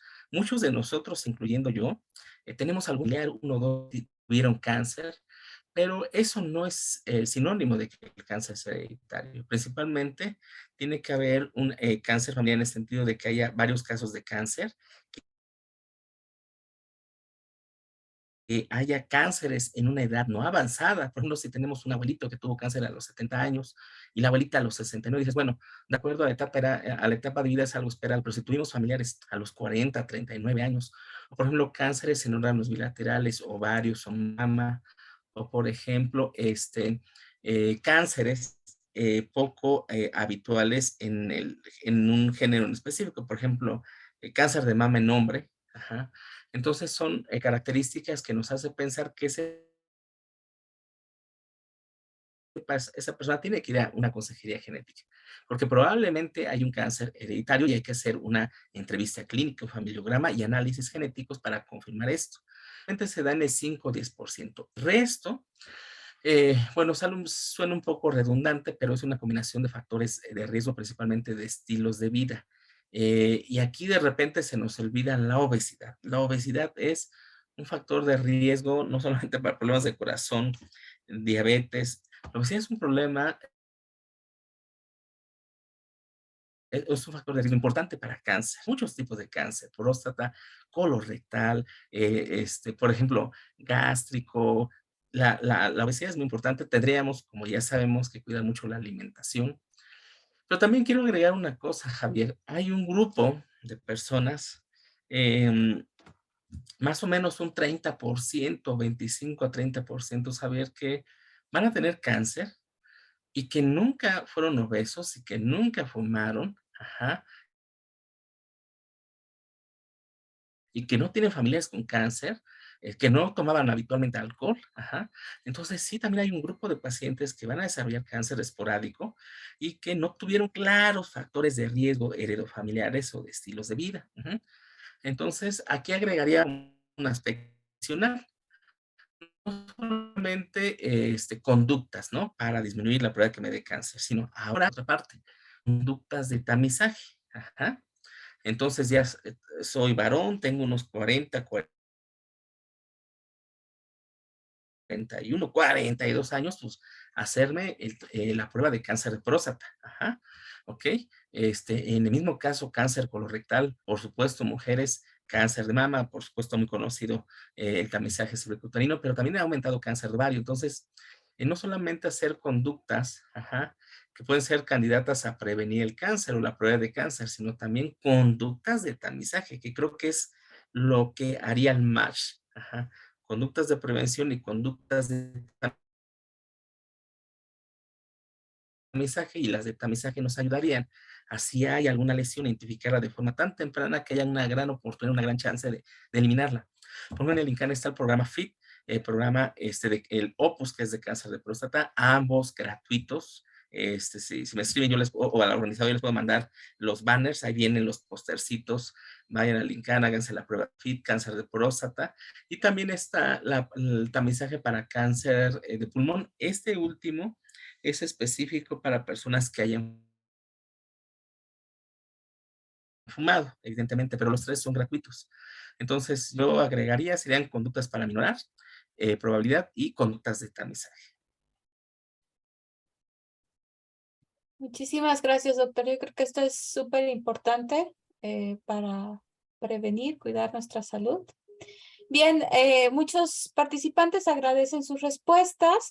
Xochitl dice que muchas gracias, excelente conferencia. Comentaba que existe una guía de práctica clínica para personas adultas con cáncer. ¿Existe alguna guía de práctica clínica para el abordaje del paciente pediátrico con cáncer? Una pregunta, hasta donde yo sé no, pero déjame, le pregunto a 3 o 4 colegas que tengo. Yo les tengo mucho respeto a los pacientes, a mis colegas que ven pacientes pediátricos, yo creo que es un trabajo súper relevante. Creo que no hay una guía de práctica clínica en esta población. Lo que puedo hacer es confirmarlo, pero lo que sí hay varias publicaciones que te pueden ayudar para tomar decisiones informadas o desarrollar algún tipo de programa de tamizaje. Entonces, sí te puedo, se pueden contactar, los puedo poner en contacto con 3 o 4 personas de mi confianza que hacen cosas basadas en evidencia en esta población y que para mí son voces más autorizadas en abordaje pediátrico que tu servidor. Entonces, si me dan ese chance, yo creo que los podría poner en contacto. Muchas gracias, doctor. Yo creo que vamos a cerrar con este último, más bien me parece un comentario. Hugo Tirado dice, gracias por la respuesta, doctor Galindo. Lo que señala como basado en evidencias no presenta investigación experimental, aleatoriedad, grupos, control de variables extrañas, etcétera. Y eso me deja con el pendiente si terapias diferentes a la TSC están privando de atención a estas personas que están en alto riesgo de morir y que se beneficiarían más con terapias que no se basen en esas supuestas evidencias basadas solo en modelos. Bueno, no sé, doctor, si Sí, quisiera hacer... es muy importante esta parte. Creo que aquí la parte de terapias psicológicas, creo que serían como varios pasos. Una es poder identificar aquellas terapias que tienen un mínimo de evidencia científica y estos parámetros que nos pone Hugo es bien importante, ¿no? La parte de la autoridad, grupos, control de variables, etcétera. Yo creo que tendremos que buscar cuáles son las intervenciones que tienen reportes, evidencia científica sobre esto. Sí, bueno, yo, Y habla, sí, le escucho.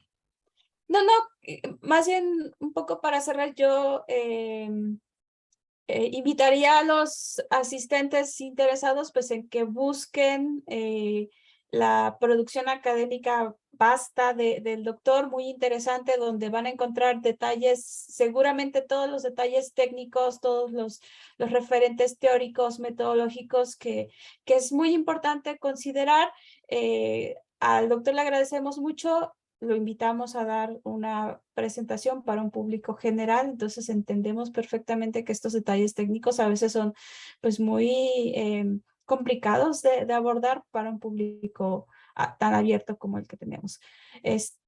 Pues creo que llegamos al momento de agradecerle muchísimo, doctor, por su presentación. Eh, Nos vamos a permitir presentar la constancia que me permitiré leer. Por ahí, compañeros.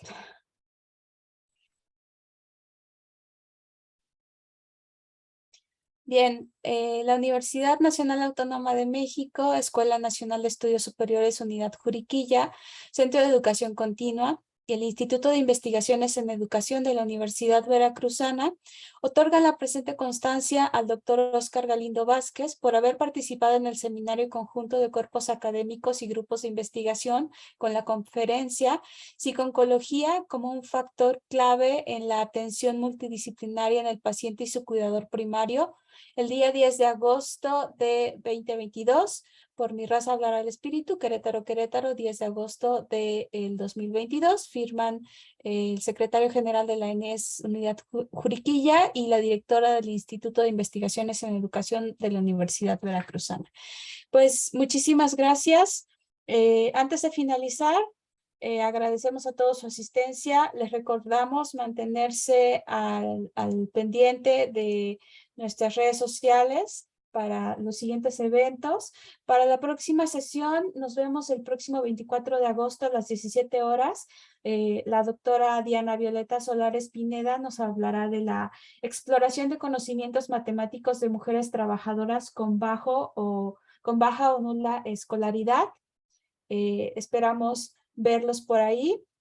Nos despedimos. Muchas gracias a todos por su asistencia y que tengan una excelente noche.